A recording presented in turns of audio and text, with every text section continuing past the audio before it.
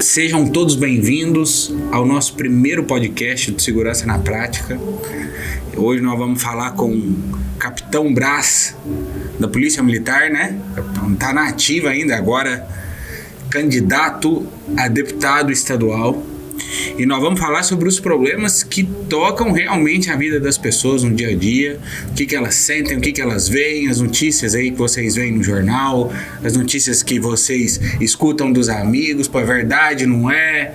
E como é que a gente pode resolver esses problemas de segurança que a gente vem vivendo hoje em dia, cada dia mais inseguros. São inúmeros casos que são os que ganham notoriedade, né? Que são os que a gente vê na televisão.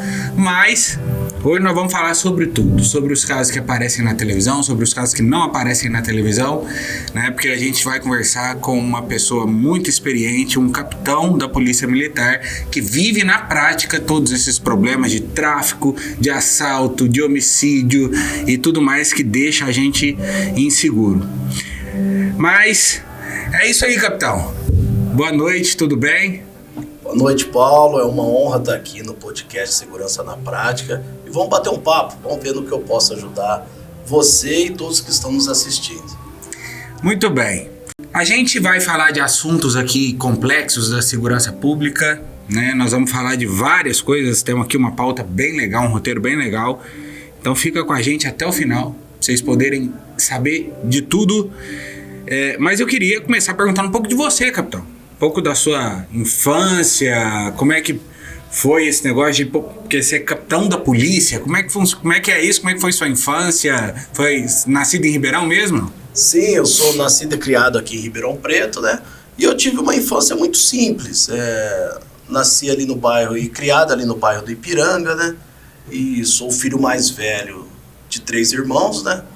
E quando a rua ainda era de terra, ali no Ipiranga, meu pai pedreiro, minha mãe diarista, e tive toda a infância ali. Estudei ali também, na creche municipal Parque Infantil Bandeirantes, fiz o ensino médio ali na escola Dr. Geraldo Corrêa de Carvalho, e saí para trabalhar aos 12 anos, na Promerp, na Fundação Promenor de Ribeirão Preto, que na prática é o quê? Era o guardinha da prefeitura. Essa foi minha infância, aqui em Ribeirão Preto. Ah, muito bom. Você lembra de alguma história, não, da infância? Alguma coisa que te marcou? Na verdade, teve uma passagem, sim. Ali, meu pai estava reformando nossa casa, né? E ele caiu do telhado. E eu tinha apenas 7 anos, estava até brincando de bolinha de gude. E meu pai caiu do telhado, quebrou o tornozelo. Aí eu lembro das pessoas levantando ele e a parte dos olhos dele assim toda branca, porque ele chegou a desmaiar, né? Então aquilo lá me impactou. E por ele ter sofrido esse acidente, nós, em 5 pessoas, né? 3 irmãos, meu pai e minha mãe, nós fomos morar lá no Ipiranga mesmo, da Rua Caravelas, num salão da minha avó, em um cômodo.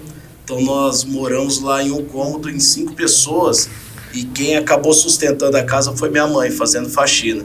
Então isso aí é uma lembrança aí da minha infância aí que impactou e eu lembro até hoje. Qual foi o resultado disso com o seu pai? Seu pai faleceu nesse dia? Não, meu pai tá firme e forte aí, graças a Deus. Seu Zé Braz, um abraço aí, seu Zé Braz. Já aposentou, né? Não dá para trabalhar tanto assim, inclusive como pedreiro, em que pese depois ele foi trabalhar nos Correios. Mas foi uma época muito difícil, por quê? Quando ele deu uma melhorada, como ele era pedreiro, ele tentou assentar piso, fazer o trabalho com o tornozelo quebrado. E doía muito, então ele não conseguia trabalhar. Até que ele conseguiu o médico, fez cirurgia e deu tudo certo. Aí cada um foi seguindo o seu caminho aí, graças a Deus. E eu queria saber o que você acredita que você trouxe de valor? O que você aprendeu com seus pais, que você carrega para a vida até hoje? Eu aprendi com eles a ser honesto, né? E nunca desistir. Foi o que eu aprendi com eles. Até certa vez, quando eu estava prestando a Academia do Barro Branco pela 2ª vez, reprovei a primeira, né? Aí quando eu estava prestando a 2ª vez, eu cogitei em desistir. Aí meu pai me chamou, sentou na minha cama, falou: filho, vem cá, senta aqui do lado. Olha, tô vendo que você tá pensando em desistir, Mas se for isso que você quer, continue e não desista não. Porque se você começar uma coisa e não terminar, você vai seguir a sua vida sempre assim, sendo pessoas que começam e não terminam. Aí eu ouvi meu pai, continuei, prestei mais uma vez, prestei a terceira vez e passei na quarta vez. Então o que eu aprendi com eles é ser honesto em todas as circunstâncias e nunca desistir. E respeitar sempre as pessoas. Então, se não fosse seu pai, você provavelmente não era um capitão da polícia hoje. Se não fosse meu pai, eu não estaria aqui, meu amigo. Porque quem é nascido e criado na periferia sabe das dificuldades, né? E sabe até das propostas indecentes. Então, para se criar um filho na periferia, a família tem que ser firme e tem que ter todo o amparo. E eu tive, graças a Deus. Muito bom. E como é que nasceu esse desejo de ser militar? Para um menino na periferia, com várias ofertas de coisas erradas, lá, droga, tudo mais. Pô, e como é que veio a ideia de ser, tipo, combater isso que se vive na periferia, né? Sim, na verdade, até antes de conhecer o militarismo, eu trabalhei em outros lugares, né? Eu trabalhei na prefeitura a partir dos 12 anos, depois trabalhei no McDonald's, no Banco do Brasil, como mototaxista, e fui conhecer o militarismo no serviço militar obrigatório, que aqui em Ribeirão Preto tem o tiro de guerra e tem a 5ª CSM. Então eu fui servir a 5ª CSM. E lá eu conheci o militarismo e me apaixonei. Cheguei lá, aí a farda, a disciplina, a hierarquia, o respeito, o espírito de corpo, a amizade. Então eu gostei muito. E foi dali que o tenente, na época o tenente Bernardo, falou assim, olha, tem a carreira de soldado também da Polícia Militar, tem o Barro Branco, porque o serviço militar obrigatório tem época para terminar. Então eu tinha prazo para terminar, né? Em que pese ali eu recebi um soldo. Aí eu fui, durante o serviço obrigatório, eu prestei SPSEX. Quem me ajudou muito foi o Coronel Nakamura, que era o comandante da unidade. Ele incentivava os soldados a estudar. Então eu prestei SPSEX, não passei. Aí encerrado aí o serviço militar obrigatório, como eu recebi um soldo ali no exército, eu consegui comprar uma moto. O que é soldo? Soldo é salário. Ah. É salário. Então, quando você serve o tiro de guerra, você não recebe salário. E na 5ª CSM, como você puxava plantão e trabalhava o dia inteiro, no tiro de guerra, geralmente são 2 horas. E ali eu trabalhava o dia inteiro e ainda puxava plantão, de sentinela. Então a gente recebia um salário. E durante esse 1 ano que eu servi lá, eu consegui comprar uma moto. Só que, como eu conheci o militarismo e queria seguir carreira e não consegui passar na SPSEX, o que eu fiz? Cheguei pro meu pai, que eu sempre ajudei em casa. Trabalhava e ajudava em casa, financeiramente. Cheguei pro meu pai e falei, pai, se eu vender minha moto, entregar o dinheiro pro senhor, eu posso ficar 1 ano sem trabalhar para eu fazer um cursinho? Aí o senhor pega esse dinheiro e vai pagando um cursinho por mês? Ele falou, filho, 1 ano dá. E assim eu fiz. Eu vendi minha moto, dei o dinheiro para ele e ele foi pagando o cursinho mês a mês para mim. Aí, beleza. No primeiro dia de aula no cursinho, primeiro dia, que a escola que eu fiz cursinho tinha o terceirão, tinha o ensino médio e tal. No primeiro dia de aula, que eu olhei todo aquele aparato, vi o que aqueles alunos estavam aprendendo, o primeiro sentimento que eu tive, assim, me desculpa, foi de revolta. Porque ali eu já vi que a concorrência é muito desleal. Eu, estudando sempre em escola pública, competindo com aquelas pessoas que teve aquele nível de aprendizado. Mas vendi minha moto e estava ali para a guerra, né? Fiz 1 ano de cursinho, beleza, prestei o vestibular. Na época, a Academia de Polícia Militar do Barro Branco, o vestibular era FUVEST. Fiz a prova e na hora de conferir lá o gabarito, chamei meu pai. Falei, pai, vem cá. Passava na TV Cultura, né? Falei, pai, vem cá, senta aqui. Peguei o gabarito na mão e comecei a conferir. Aí eu vi lá, alternativa 1, letra B. Aí eu vi, eu marquei a C. Aí foi indo. Eu falei, ei, rapaz, não vai dar, hein? E infelizmente não deu. Na época eu acho que a nota de corte era 67, eu fiz 54, 55. Aí foi aquela decepção, né? Pra mim, que dediquei o ano inteiro, e acredito que pro meu pai também. Ele não deixou transparecer isso, falou, não, filho, você vai conseguir e tal. Aí eu voltei a trabalhar, voltei a ser mototaxista, fiz mais um pouco de cursinho e prestei mais uma vez, também não passei. Aí eu tava trabalhando como mototáxi e um dia um amigo meu me ligou. E é gozado, Paulo, que todo mototáxi, hoje tem menos, né, que tem os aplicativos aí de veículo e tal, mas toda central de mototáxi tinha um sofá. Tinha um sofazinho lá e nesse dia eu tava deitado nesse sofá e o telefone tocou. Era meu amigo Luciano. Falou, Braz, vamos prestar para soldado da PM. Falei, vamos sim e tal. Aí eu prestei. E ele não pôde prestar porque na época ele tinha que ter completado o ensino médio e ele não tinha completado. Ele estava no 3º ano e eu já tinha completado. Era requisito de inscrição, não requisito de posse. Aí eu prestei, passei e comecei minha carreira aí na Polícia Militar como soldado. Foi assim, minha história aí, né, como militar. E o que o militarismo te ensinou, você acha? No Exército, a primeira coisa que eu aprendi é que não se ganha uma guerra sozinho. E ninguém fica para trás. A vida do meu companheiro depende de mim e a minha vida depende dele. Então é isso que eu trouxe para todos os lugares que eu trabalhei. Não se vence uma guerra sozinho e todos no processo têm o seu valor. Todos. E foi assim que eu tratei como soldado na Polícia Militar, aí depois consegui passar para oficial, fiz a Academia do Barro Branco, e é assim que eu trato as pessoas que estão sob o meu comando e os meus superiores, valorizando as pessoas e lembrando sempre que nunca se vence uma guerra sozinho. Foi isso que eu trouxe. É uma lição importante e você citou guerra, me fez lembrar uma coisa. Você acha que hoje a gente vive em guerra, não? A nossa sociedade está em guerra? Sim, em vários setores, e é a pior guerra que existe, que é a guerra velada, né? Porque uma guerra declarada, você olha nos olhos do inimigo e sabe quem você tem que combater. Hoje não. Hoje a gente vive uma guerra velada, ou seja, as pessoas se confundem, muitas pessoas se confundem assistindo televisão, a forma de comunicação de massa, né, acaba confundindo as pessoas e elas esquecem que existe uma guerra. Existe uma guerra. Se você vê o número de pessoas que morrem entre vítimas e confrontos no Brasil todo, se você vê o número de violência que tem, seja ela a violência contra a mulher, seja ela a violência contra o patrimônio e a violência contra a pessoa, em países menores aí, guerras tiveram menos resultados destrutivos do que a gente tem agora. Então vivemos uma guerra sim.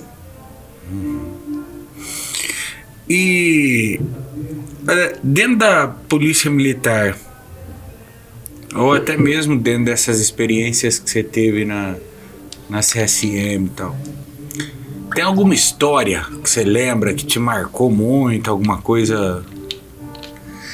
Teve uma ocorrência, eu era aspirante, tinha acabado de me formar, trabalhava em Campinas e estava de serviço, né? Foi até na hora do almoço essa ocorrência. O indivíduo praticou um roubo e trombou a viatura e ele caiu para dentro de uma residência. E dentro dessa residência tinha uma mulher e 2 filhos, 2 crianças. E eu fui uma das primeiras viaturas que chegaram no local. Essa ocorrência durou 3 dias, porque a gente estabeleceu negociação com esse indivíduo.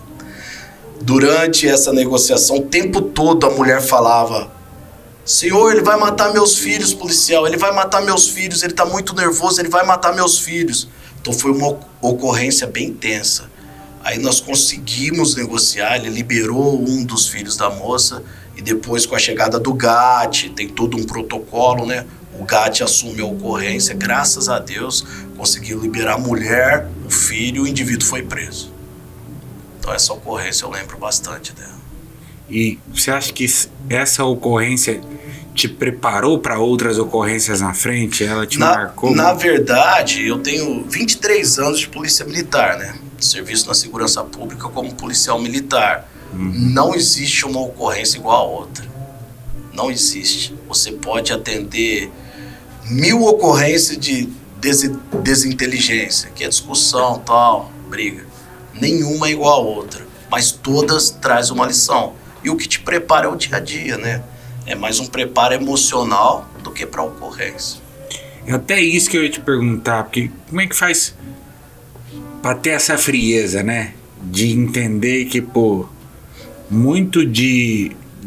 Nessa época dessa mulher você era um aspirante ainda, mas você deve ter vivido ocorrências que teve muita tensão desse jeito também. E como é que faz para manter a calma numa situação dessa, sabendo que o cara tá dentro da casa, qualquer momento pode matar lá a mulher ou matar as crianças? Na verdade, o trabalho policial não é para qualquer um. Não é.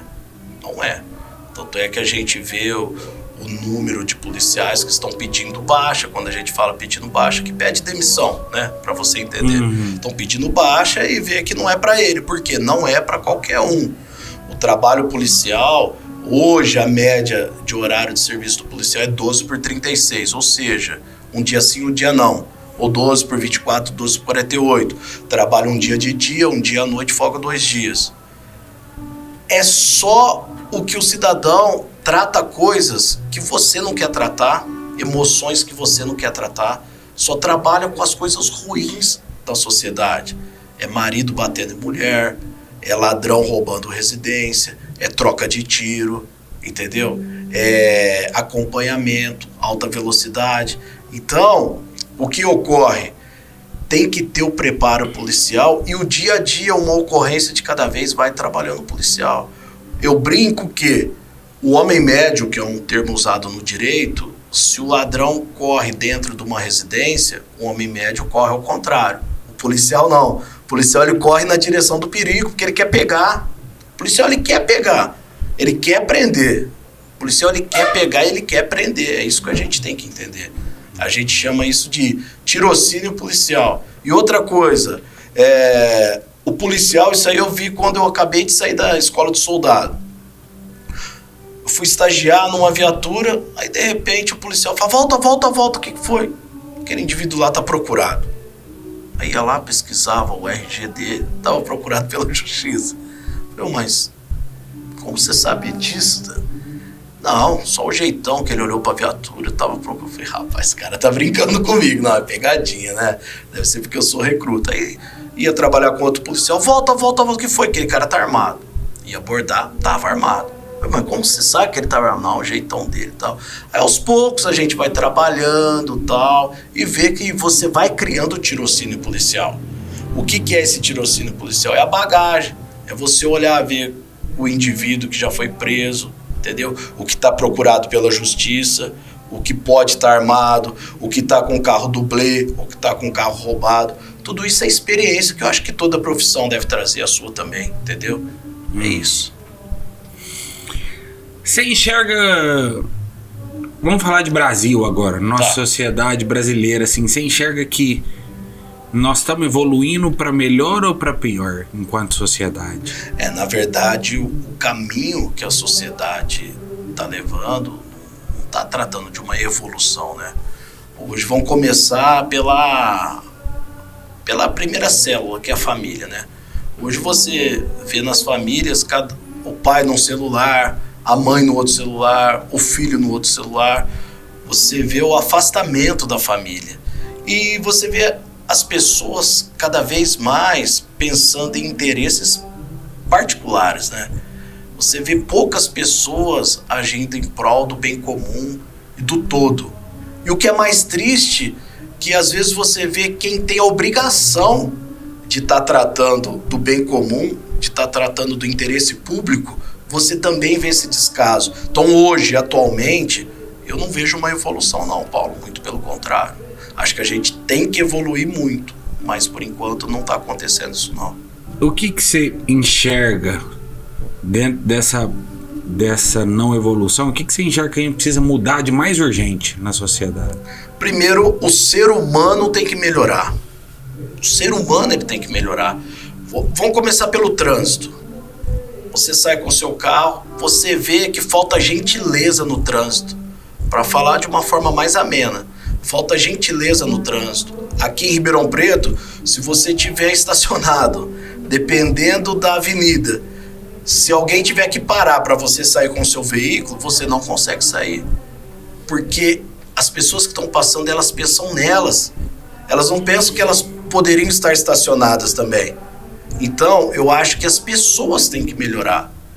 E as pessoas melhorando, ocupando cargos específicos que são responsáveis pelo interesse público para o bem de mais pessoas, aí sim essas pessoas vão passar a fazer a diferença. Eu acredito, resumidamente, eu acredito que quem ocupa algum cargo no governo ou alguma função que é para cuidar do bem comum, tem que ter responsabilidade. E se ela não age em prol da sociedade, ela tem que ser trocada. Acho que isso que tem que acontecer. E você acha que o Estado hoje, né, o governo valoriza esses funcionários públicos? Vamos falar da segurança pública. Dentro da segurança pública. A minha opinião é que falta respeito para o trabalho policial. Respeito para o trabalho policial. É isso que falta. Quando eu falo respeito para o trabalho policial, o que eu estou querendo dizer? Hoje, se o policial prender o indivíduo por furto, tá lá o que está pegando muito, acho que nos grandes centros, e aqui em Ribeirão não é diferente. Pega o indivíduo furtando fio. Indivíduo morador em situação de rua, furtando fios. O policial vai lá, aborda. Se o indivíduo não quer se entregar, às vezes vai sair correndo, pulando os telhados, que isso pode acontecer, vai ser contido e apresentado na delegacia. Beleza. Você acha, Paulo, que esse indivíduo vai ficar preso? Não, provavelmente não. Provavelmente não fica. Na prática, segurança da prática, não fica preso. Por quê? Se ele estiver numa situação de flagrante, o delegado vai fazer o flagrante. Ou seja, ele vai ser autuado em flagrante. Mas no outro dia, ele passa por uma audiência de custódia. Então, o índice de liberação por esses crimes sem violência é muito alto. Então, ele vai sair. Teve uma ocorrência minha. Estava subindo a Avenida Dom Pedro, indivíduo, 22 anos. Já tinha furto qualificado, sido preso por furto qualificado. Tinha saído de uma loja, uma bolsa na mão, tinha furtado roupas.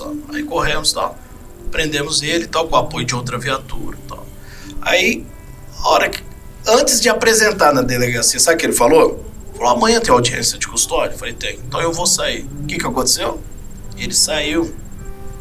Então você imagina o policial. E outra coisa, nesse primeiro exemplo que eu dei, que o indivíduo pula telhado, cai, quebra, tal, às vezes se machuca. Se nessa audiência de custódia, porque o que é audiência de custódia para você entender? Todas as pessoas que são presas, todos os indivíduos que cometem crime ou é preso, qualquer forma da prisão, pode ser prisão em flagrante, pode ser prisão temporária, prisão preventiva, toda pessoa que for presa, ela tem que passar por uma audiência de custódia. O que é essa audiência de custódia? Tem um juiz e um juiz e um promotor que vai perguntar para ele ou para ela quais foram as circunstâncias que ele foi preso. E aí ele vai falar. E vou te falar de coisa prática que eu já vi. Se esse indivíduo que estava cometendo crime falar não, que caiu do telhado, correndo pelos telhados, falar não, essas escoriações aqui foi o policial que causou. Ele vai ser liberado no outro dia. O promotor vai mandar para a Justiça Militar apurar. O policial vai responder o inquérito policial militar por lesão corporal. Vai responder. Isso não quer dizer que foi ele que vai se comprovar. Mas ele vai responder o inquérito policial militar. E se ele não conseguir justificar, ele pode ser até indiciado aí por lesão corporal. Aí eu te pergunto, qual motivação que esse policial tem para trabalhar? Hoje, fala-se muito, você deve acompanhar aí o índice criminal, não só no estado de São Paulo, como no Brasil. E a gente vê a 6ª turma do STJ falando que não se deve fazer abordagem policial. Então, como que você vai prevenir o crime sem abordar?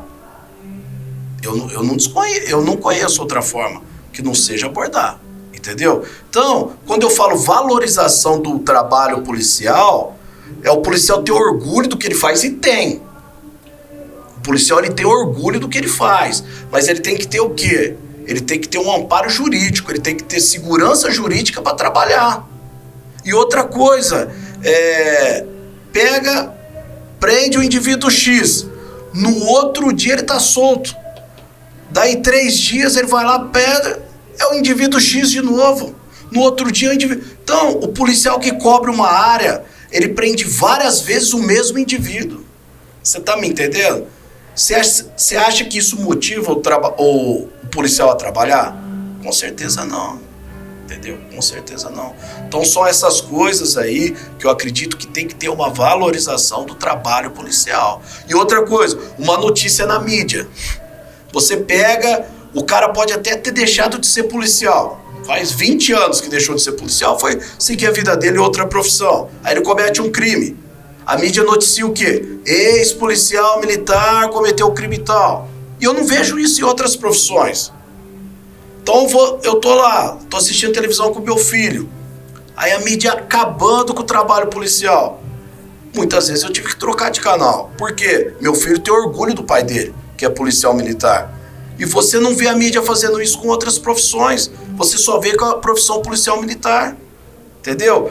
Ao invés de enaltecer o trabalho policial, erro ocorre. Todas as profissões cometem erros. Todas. Lógico que a nossa profissão, uma instituição de 80 mil homens não vai... Lógico que vai. Lógico que vai. Só que é o seguinte, tem que ter a valorização do trabalho policial. Além do policial ter orgulho de trabalhar, ele tem que ter segurança jurídica para trabalhar. E outra coisa, saída temporária. A gente está vendo aí, teve até o projeto que o capitão Derrite foi o relator, para acabar com a saída temporária. Agora vai passar pelo Senado. Tô acompanhando. E tô ouvindo muito que o preso tem a saída temporária para estudar. Eu nunca vi. Em 23 anos de polícia, eu nunca vi. A gente sabe que tem um índice muito alto de reincidência e o índice alto, uma proporção muito alta de presos que não voltam. É isso, na minha experiência, é o que eu sei. Entendeu? Então tá de parabéns o capitão Derrite, e eu sou contra também a saída temporária de preso. Você contou uma história interessante do furto. Nessa última semana o PSOL apresentou um projeto de lei que descriminalizaria o furto por necessidade ou o furto por irrelevância, vou dizer assim. O que você pensa desse tipo de projeto? Eu penso que é uma aberração, e vou te falar por quê. Por que é uma aberração? Porque o Código Penal traz o seguinte: o que diferencia o furto do roubo? O roubo é a subtração com violência ou grave ameaça. O roubo. E o furto é sem violência ou grave ameaça. Beleza? Beleza. Aí eu vou te fazer uma pergunta. Você é casado, né? Sou. Tem um filho, né? Tem. A sua esposa chega na sua casa e tá tudo revirado. É menino ou menina que você... Menina. Menina. Tá tudo revirado. A casa tá toda revirada. Levaram a televisão, levaram a bicicleta da sua filha, levaram o celular dela, levaram o álbum de fotografias, levaram o cachorro e a casa toda revirada. Você acha que a sua esposa, ao ouvir tudo aquilo lá, ela não sofreu um tipo de violência? E quando você chega lá, a sua sensação de impotência não é um tipo de violência também? Então você descriminalizar isso é uma aberração. Todo crime, quem comete tem que ser responsabilizado. E outra coisa, essa progressão de pena também é outra aberração. O indivíduo foi preso, o juiz deu a sentença lá, 4 anos, ele tem que ficar preso 4 anos. Por quê? Porque depois que ele sair, ele vai falar: rapaz do céu, se eu for pego novamente, eu vou ficar mais 4 anos preso. Então eu vou pensar 2 vezes antes de cometer esse crime. Se ele for condenado a 12 anos, ele tem que puxar 12 anos e sem saída temporária.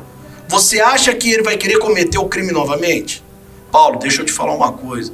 Você acha que o ladrão ou o criminoso, ele analisa riscos? Não, acho que no momento do assalto é difícil. Analisa muito.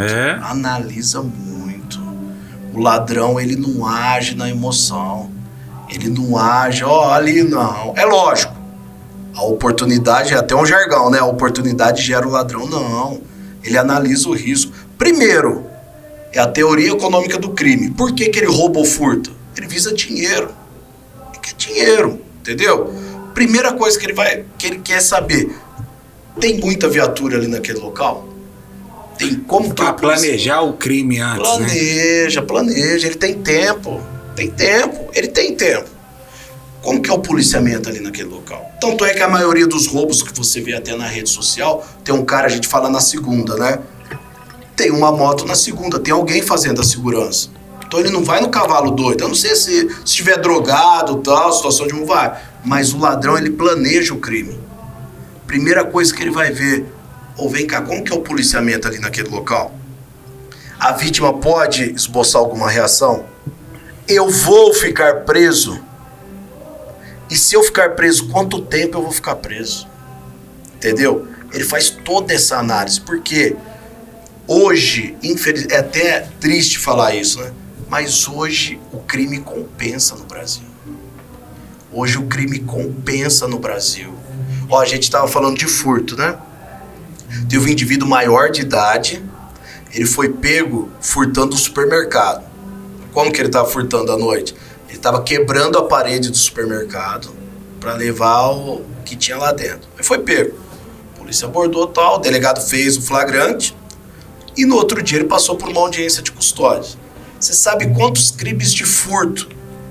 Puxou o relatório dele para quando faz a pesquisa. Você sabe quantos crimes de furtos em residência ele já tinha cometido? 13.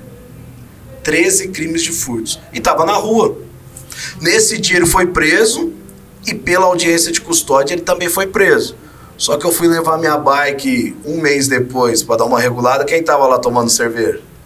Na bicicletaria. O cara. Você tá me entendendo? Então você acha que não compensa? Compensa. Outra coisa, o tráfico. Tráfico de drogas. Vou te contar uma história que aconteceu. Um indivíduo menor de idade, 17 anos, estava numa biqueira onde vende drogas, né? Próximo a uma escola. A equipe foi lá e abordou. Aí tava com droga. Perguntou pra ele: e aí, o que você tá fazendo aqui? Ô senhor, tô vendendo droga. Beleza, vai pra delegacia. Beleza. Sim, senhor. Foi pra delegacia, tava apresentando a ocorrência pro delegado. Nessa naturalidade, normal. Calma que eu chego lá.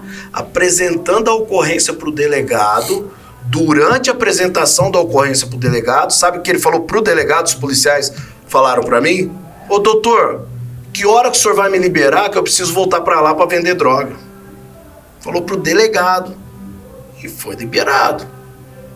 Você entendeu o ponto que chegou? Por quê? Se não cometeu violência, via de regra, foi pego...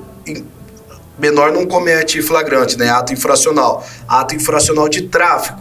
Ele é liberado. Liberado pros pais. Entendeu? Aí por isso que você vê tanta biqueira, por isso que você vê tantos pontos de venda de droga. E a maioria, adolescentes vendendo. E até... bom você ter citado isso, que eu até queria te perguntar o que você pensa sobre a diminuição da maioridade penal, né? Que hoje antes dos 18, o menino vai pra Fundação Casa, eu não sei se é a Fundação Casa ainda. Você acha que essa idade tinha que diminuir? Porque, na verdade, assim, as cadeias hoje funcionam como uma faculdade de crime, né?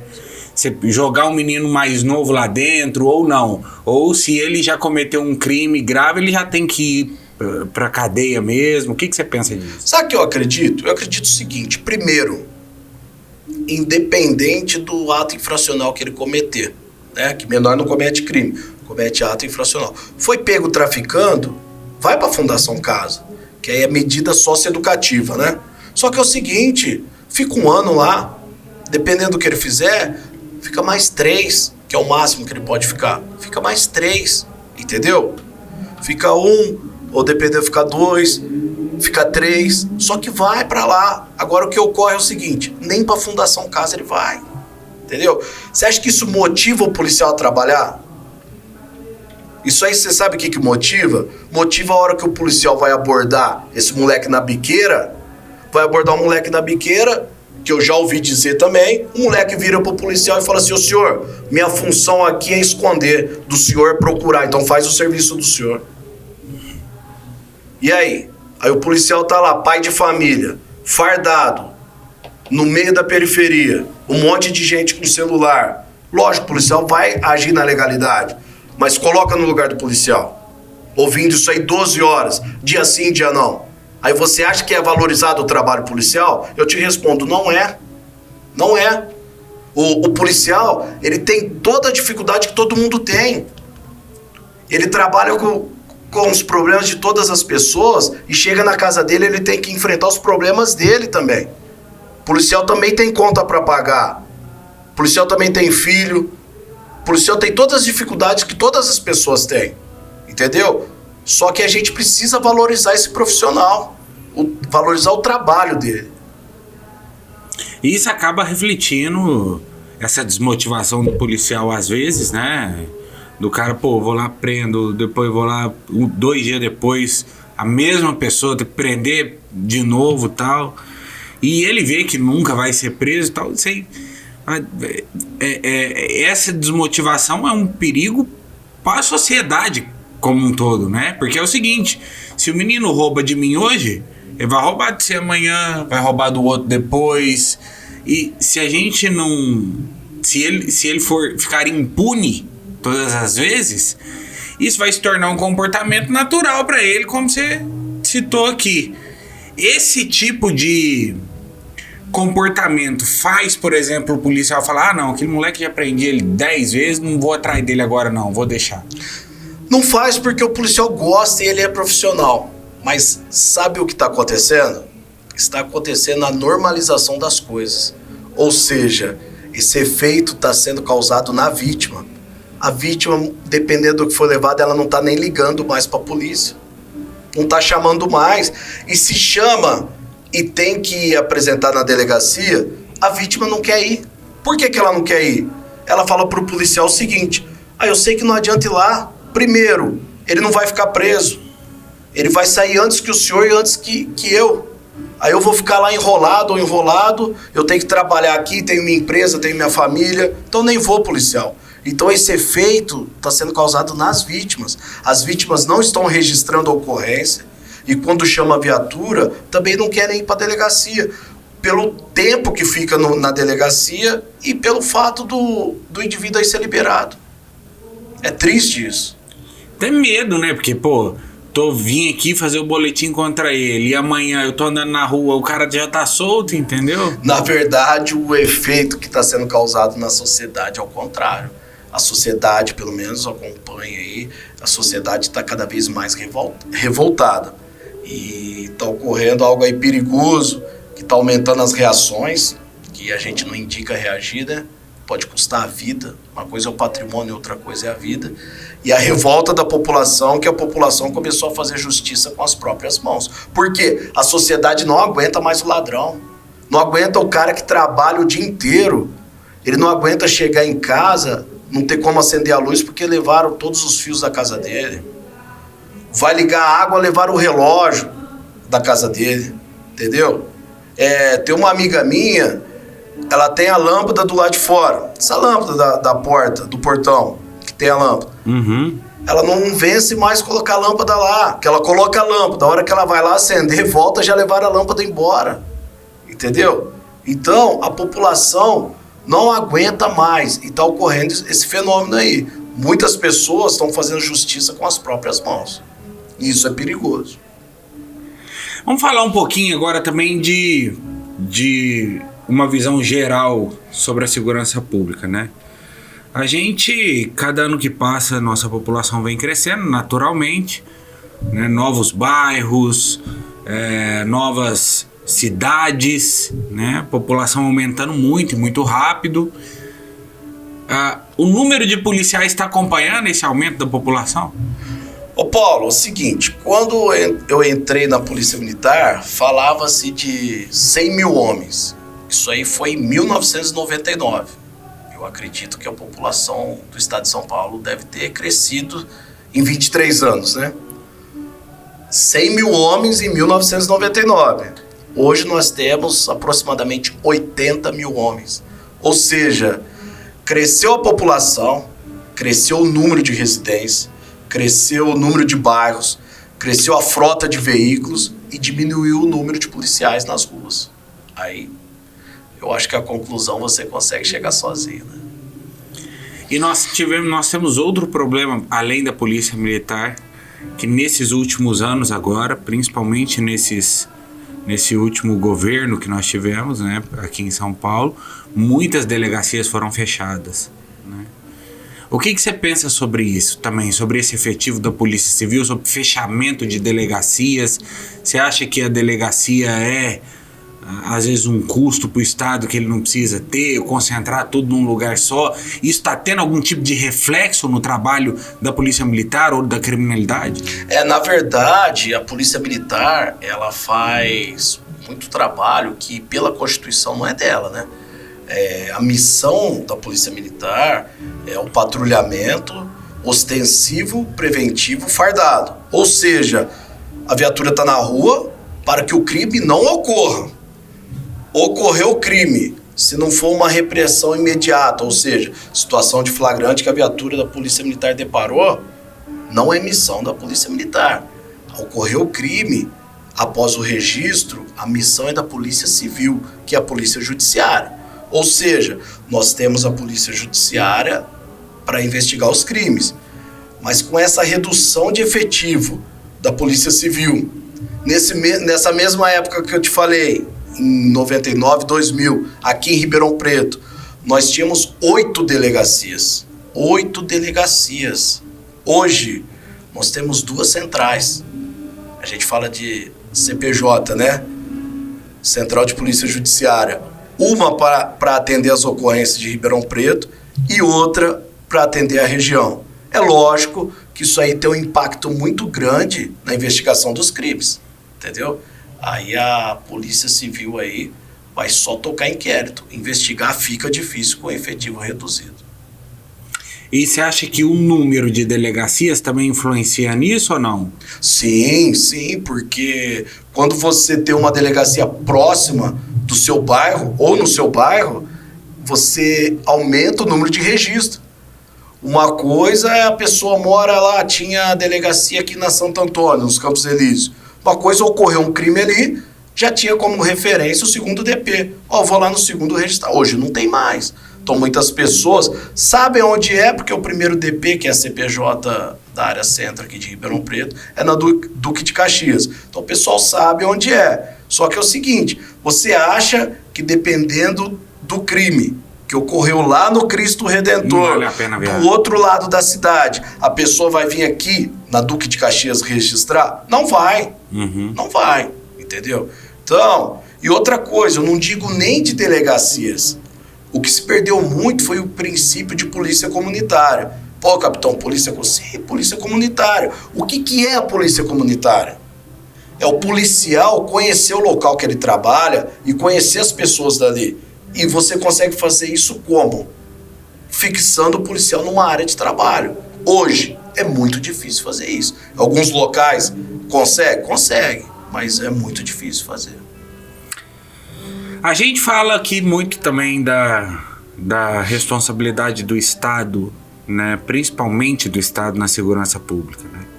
Porque acaba que os policiais e a estrutura de segurança pública convencional que a gente conhece é a função e a responsabilidade do Estado.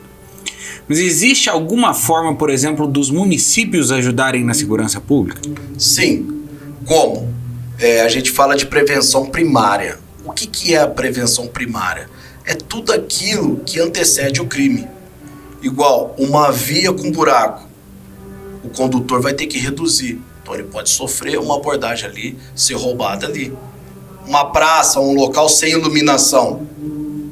Ali pode ser local onde os indivíduos vão agir e praticar roubo, praticar furtos. Sinalizações de vias. Você consegue prevenir os crimes aí de trânsito. Então o município, como que ele pode ajudar? Na zeladoria da cidade. Se ele conseguir ser um bom zelador da cidade, ele vai estar ajudando, com certeza, aí na prevenção de crimes. Com certeza. E sobre a Guarda Civil Municipal? O que você pensa da Guarda? Então, na minha opinião, hoje em dia, nas cidades, as guardas civis municipais estão cada vez aí mais equipadas, mais estruturadas, e eu vejo que o inimigo é um só, o inimigo é o mesmo. Então não importa a cor da farda. Eu acredito que a gente tem que ter a integração das forças policiais, Polícia Civil, Polícia Militar e Guarda Civil Municipal, que a gente fala também a Guarda Metropolitana, entendeu? Guarda Civil Metropolitana. Acho que tem que ter integração das forças, que quem sai ganhando é a população. O que é essa integração? Deixa eu te falar, hoje, na prática, segurança na prática, como que é? A gente tem a rede rádio da Polícia Militar. Então, tô lá no patrulhamento, eu tô copiando a rádio, o rádio, né, melhor dizendo, da Polícia Militar. O Guarda Civil Municipal tá copiando outro rádio, entendeu? A Polícia Civil tem o rádio dela. 3 rádios diferentes, beleza? Então já não tem integração de comunicação. Eu não falo na mesma canaleta da GCM. Então eu não consigo modular com eles. Então eles fazem o trabalho dele, eu faço o meu trabalho. Eu preencho um tipo de BO. Ou seja, vou lá na sua casa. Eu faço o registro, olha só como que é. Eu faço o registro da sua ocorrência. Aí a Guarda Civil faz o registro da ocorrência dela, ou outro tipo de preenchimento. A hora que eu chego na delegacia, ou eles chegam na delegacia, tem que fazer um novo registro na Polícia Civil. Dos mesmos fatos. Você entendeu? Então você acha que tem integração nisso? Não tem. Não tem. Então, acho que tem que começar da comunicação e o Estado, o município, ver uma forma de agir juntos. Quem sai ganhando é a própria população. Muito bem. Eu tô olhando aqui, né, no meu lembretezinho, porque é muita coisa que eu acho que é importante que a população precisa saber. Você já falou pra gente de tanta coisa relevante que é o dia a dia do policial, é o jeito que o policial se comporta no trabalho, o jeito que ele vive, as dificuldades que ele passa de fato, e não só isso, as dificuldades que são sentidas pela população, pela própria população, a necessidade, porque isso não é um problema só do policial, tudo isso que acontece, acaba caindo nas costas do povo, né? Então eu tô com muitos assuntos aqui ainda pendentes pra gente conversar. Ah, legal. Você falou então do município, né?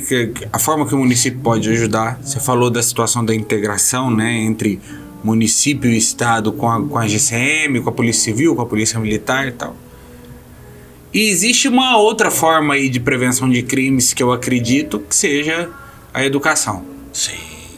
Que na minha visão, até é a mais importante de todas, entendeu? Muito mais do que... O que você pensa sobre a educação como ferramenta de combate ao crime ou de prevenção de crime? Bom, a gente só muda o mundo, muda uma cidade, muda o estado com a educação, né?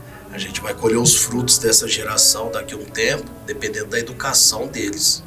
Então, a educação sempre em primeiro lugar. Só que hoje, vamos falar de educação pública. Nessa semana, teve uma fiscalização surpresa do Tribunal de Contas do Estado. E vamos falar de parte física. Você sabia que 84%, 319 escolas foram fiscalizadas. O Tribunal de Contas do Estado foi lá fiscalizar 319 escolas estaduais. 84% das escolas não tinham AVCB, que é o auto de vistoria do Corpo de Bombeiros, além de outras irregularidades. Então já começa por aí, a parte física da escola. Outra coisa, a gente sabe aí, se não tem segurança física na escola, a gente sabe aí que muitas vezes o professor tem a dificuldade para dar aula, E o diretor também, diante dessas dificuldades aí físicas, eu já conversei com muitos diretores que tiveram que gastar dinheiro do bolso para tornar a escola mais segura. Então eu acredito que o Estado tem que olhar mais para a educação, valorizar os professores, valorizar os diretores, para ter condições de passar um ensino de qualidade para as crianças, para os nossos jovens. Eu acredito sim que a educação transforma o ser humano.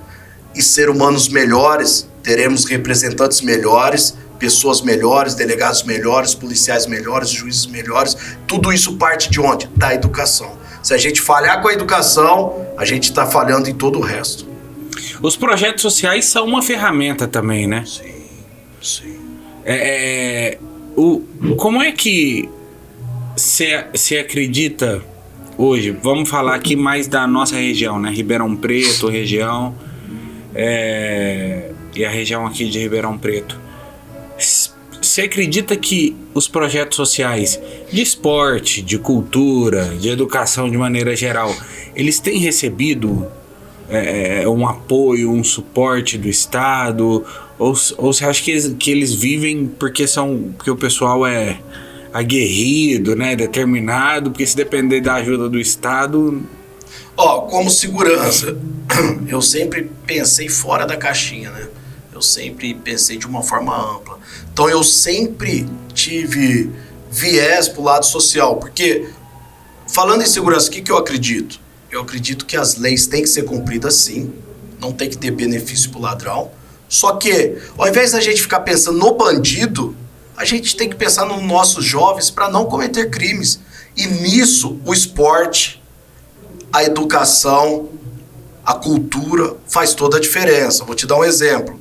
Quando eu comandava a 3ª companhia aqui na Vila Virgínia, lá na companhia que eu comandava, eu tinha o projeto Tatame Amigo.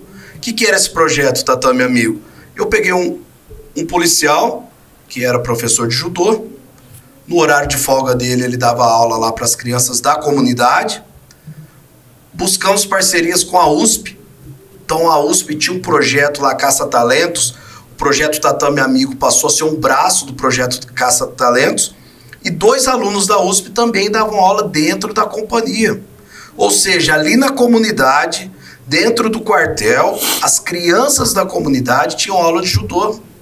Tinha o projeto também USP Música Criança, que até um amigo meu, Rafael, era um dos instrutores aí, que fazia uma diferença tremenda na área oeste da cidade. Então isso transforma, entendeu? A criança, ela deixa de ter opções negativas no bairro dela. E ela passa a ver a polícia com outros olhos.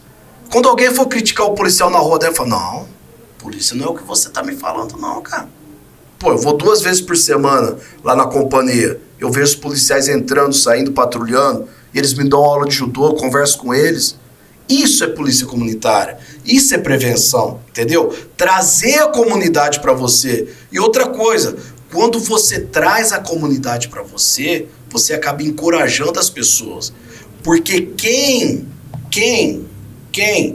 deixa um bairro negativo, quem vende droga, quem mexe com som alto, quem pratica crime, é a minoria da periferia. A maioria dessas pessoas são trabalhadores que ficam reféns dessas pessoas, desses poucos que fazem mais barulho.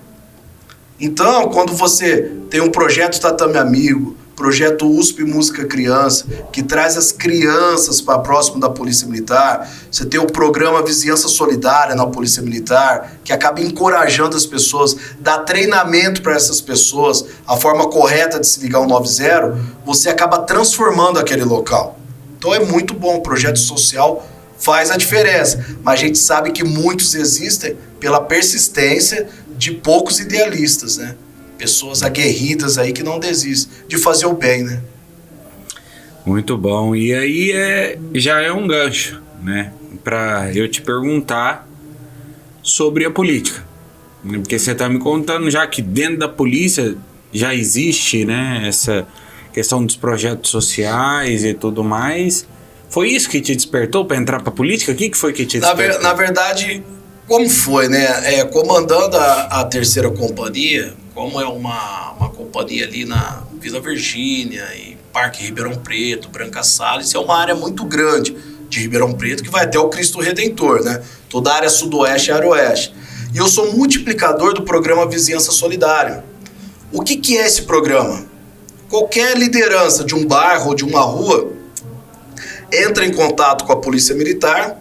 Então vai lá, capitão, eu quero montar o programa Vizinhança Solidária na minha rua. Aí eu estou lá, capitão, analiso, dá para montar. Eu vou lá, faço uma reunião de implantação, muitas vezes até em parceria com o Conseg local, né? Com o Conseg local.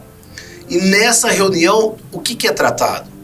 Nessa reunião é tratado a forma correta, eles recebem um treinamento, a forma correta de se ligar ao 90, quais as informações mais importantes que devam ser passadas na ligação 90, os cuidados que tem que ter na sua residência para impedir o furto, ou pelo menos prevenir, ou seja, uma chave tetra, uma trava no portão eletrônico, entendeu? O cuidado com o vizinho. É interessante, Paulo, que já teve reunião que o vizinho morava do lado do outro há mais de 20 anos e não conhecia o vizinho. Aí vai conhecer na reunião de vizinhança solidária e passam a interagir, passa a ser uma família.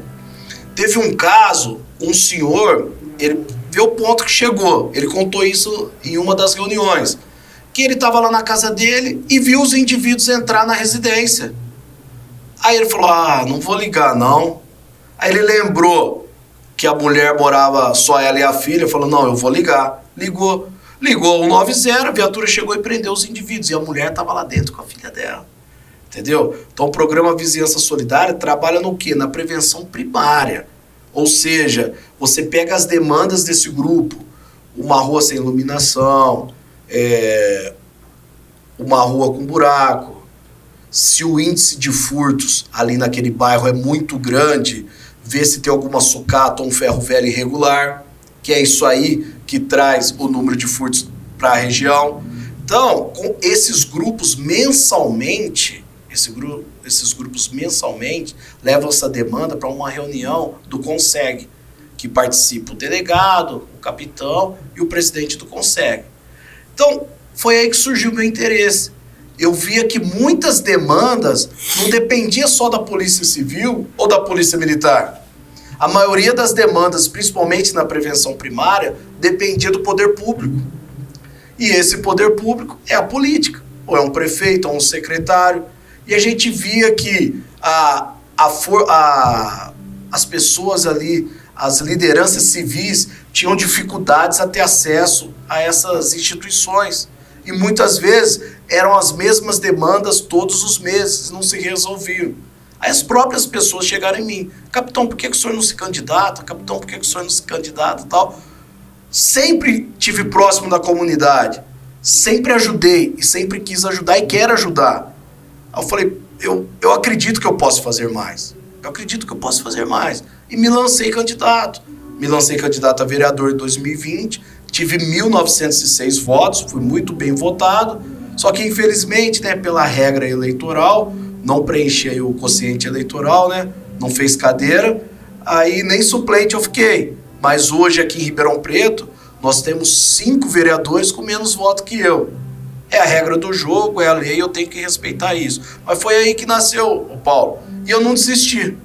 Não desisti. Se eu falar para você que é fácil, não é fácil. Não é fácil. Principalmente como eu tô na ativa, mas agora eu tô desincompatibilizado, né? Que a gente tem que desincompatibilizar antes para se lançar pré-candidato e depois candidato. Não é fácil. Não é fácil, mas eu não vou desistir. Eu vou continuar porque eu quero fazer a diferença. E quero continuar fazendo a diferença na vida das pessoas. Muito legal, muito legal. E por que deputado estadual, né? Você tentou vereador em 2020, agora deputado estadual. O que você pensa? Por que você... Bom, além de eu ser bacharel em Direito, né? Por isso esse viés pro Legislativo, né? Tentei municipal em 20, agora eu tô tentando o Legislativo estadual. Além disso, é o seguinte, eu quero melhorar a vida do policial. E só o governador, se ele não tiver deputados lá na Assembleia que ajudam a elaborar leis ou votar as leis lá na Assembleia e até do próprio governador, ele não vai conseguir governar. E eu quero melhorar a vida do policial militar. Eu quero que o trabalho policial seja valorizado, que hoje não é. Viu, Paulo? Tem muitos políticos que aproveitam do desespero do policial para fazer política. A gente teve um exemplo recente aí de um candidato durante a campanha falar que o salário do policial ia ser o segundo melhor do Brasil. E ele sustentou isso durante muito tempo. Isso aí não pode fazer. Isso aí é você trabalhar com o desespero do policial. A gente sabe que o salário do policial é baixo, principalmente aqui no estado de São Paulo. Então é isso que eu quero mudar e quero ajudar a mudar. Você tá me entendendo? O Dória, né? É o Dória. Foi o Dória. Foi isso que ele fez. Uhum. E além de, não foi só isso. Isso aí, a palavra correta é respeito. Ele faltou com respeito com os policiais militares. No trato, em tudo. Tiveram outros episódios também. Isso não se faz. São pais de família. Hoje nós temos policiais militares que o pai dele foi policial militar, o avô dele foi policial militar e ele tem orgulho de ser policial militar. Aí um cara, governador do estado, em cima de um palanque, chama o veterano de vagabundo. Imagina, o policial vendo aquilo, sabendo que o pai dele é um veterano, que o avô dele é um veterano. O chefe da polícia militar falar isso em cima de um palanque, sendo que policiais militares ali embaixo fazendo a segurança dele. Você entendeu? Então é nesse ponto que eu falo que falta respeito. Falta respeito ao policial militar e falta respeito ao trabalho policial. E isso tem que mudar. E aproveitando deixa, como é que você está enxergando essa campanha eleitoral para governador? Quem é o governador que você vai apoiar? Bom, eu apoio o Tarcísio, né? Tarcisão. Por quê? Ele tem entrega. Ele não tá prometendo o que ele não fez. Foi o ministro da infraestrutura. Olha o que ele fez pelo país. Olha a transposição do Rio São Francisco. Olha o que ele fez e quer fazer no estado de São Paulo em relação às ferrovias. Vai revolucionar o transporte ferroviário aqui no estado de São Paulo, entre outras coisas. E o discurso dele é acerca da segurança pública também. Então é um cara que tem entrega, é um cara que eu tô com ele. Eu acredito que o meu voto é de esperança. Como policial militar, o meu voto é de esperança. Eu acredito que ele vai mudar essa situação. E eu acredito que ele é o mais preparado. Tem uma base, ele é formado na Agulhas Negras e pelo IME também. Até hoje, ninguém conseguiu vencer a média dele lá no IME. É a maior média do IME de todos os tempos. Ou seja, é inteligente, é capacitado e é uma pessoa simples. Tive N oportunidade de estar com ele, até numa situação informal, de sentar do lado, bater um papo. Pessoa simples, uma pessoa que ouve, entendeu? Então é Tarcísio até o fim.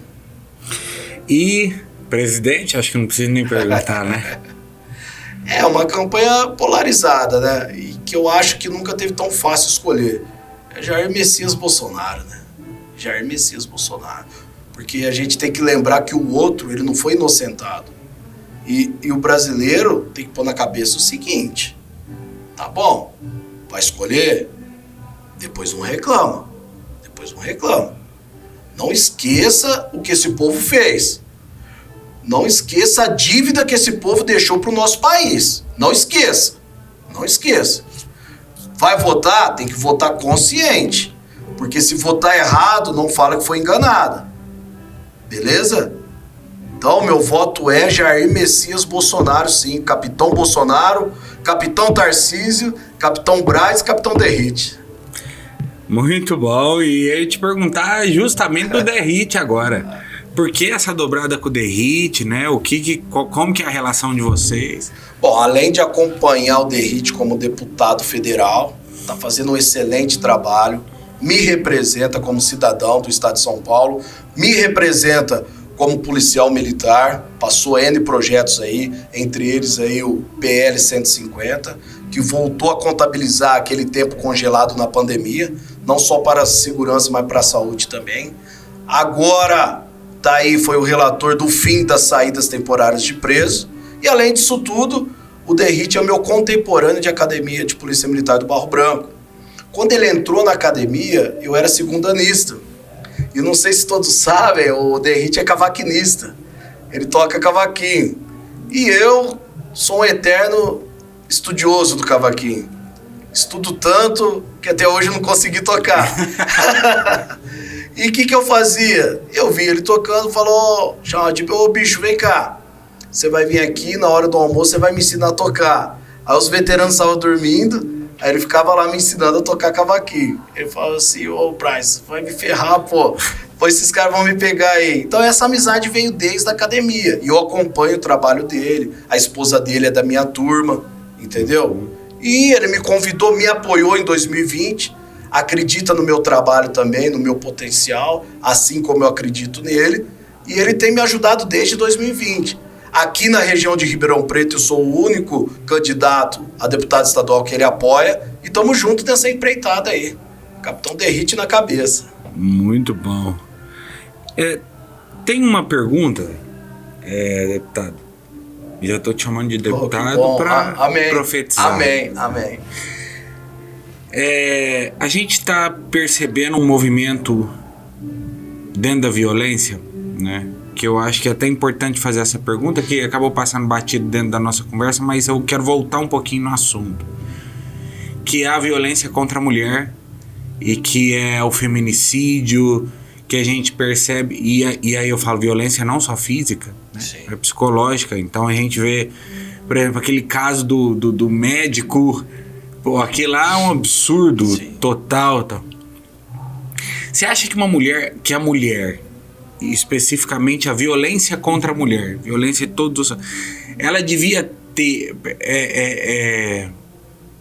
um atendimento especializado, delegacia 24 horas em todas as cidades? Que jeito você enxerga isso? Você acha que a delegacia da mulher ela é realmente importante, ou ela pode ser atendida na mesma delegacia que qualquer outra pessoa? Como é que você enxerga tudo isso? Bom, na verdade, no atendimento 90, a gente não tem um número tão grande aí de policiais femininas nas ruas, para que só policiais femininas atendam a ocorrência de agressão à mulher, de violência contra a mulher. E, infelizmente, o número de chamada é muito alto. E, geralmente, o marido está agressivo, né? A equipe chega e, num primeiro momento, é apresentado no plantão policial. E aí, depois, é encaminhado para a delegacia especializada. Se ocorrer de dia, vai apresentar na especializada. Mas, depois, é encaminhado para a delegacia especializada. Mas, respondendo a sua pergunta, eu acho muito importante ter delegacias femininas 24 horas e ajudar bastante. Que a gente fala que é a delegacia da mulher, né? A gente fala isso aí, mas é muito importante. Eu vejo muito importante, sim. E agora, capitão, eu queria te fazer uma pergunta ainda sobre o trabalho do policial, né? O policial que trabalha no horário de folga, que faz bico, né? O segundo emprego, tal. O que você acha disso? Chamadas DGEM, né? É voluntário, trabalho voluntário. Só que é o seguinte, eu discordo. Por que eu discordo? É voluntário porque o policial que se inscreve, ele se inscreve no sistema para fazer a hora extra, DGEM ou delegada. Delegada tem alguns municípios que é o combate ao comércio ambulante. Na verdade, combate não, fiscalização ao comércio irregular ambulante. Mas em todo o estado é a DGEM. O policial se inscreve para fazer a DGEM, que ganha isso, em média aí, 200 e poucos reais aí por 8 horas trabalhadas. Só que eu acho que seria voluntário se ele tivesse um salário digno.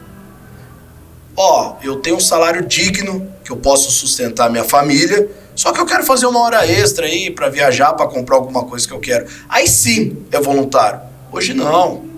Hoje esse dinheiro já faz parte do orçamento do policial. Muitos policiais aí se inscrevem em muitas DGEMs, ou seja, ele já trabalha, vamos por via de regra, aí 15 dias na Polícia Militar. E ele pode trabalhar até 10 na DGEM. Então, se tiver 10 vagas, tem policial que vai fazer 10 DGs. Ou seja, ele vai trabalhar 25 dias no mês. E quando que esse cara vai descansar? E outra coisa, operacionalmente, hoje já tem locais no estado que você só consegue fazer rodar um apoio, uma viatura, se o policial se inscrever no horário de folga. Se ele não se inscrever, essa viatura não roda, porque não tem efetivo para colocar. Você entendeu o tamanho que isso ficou?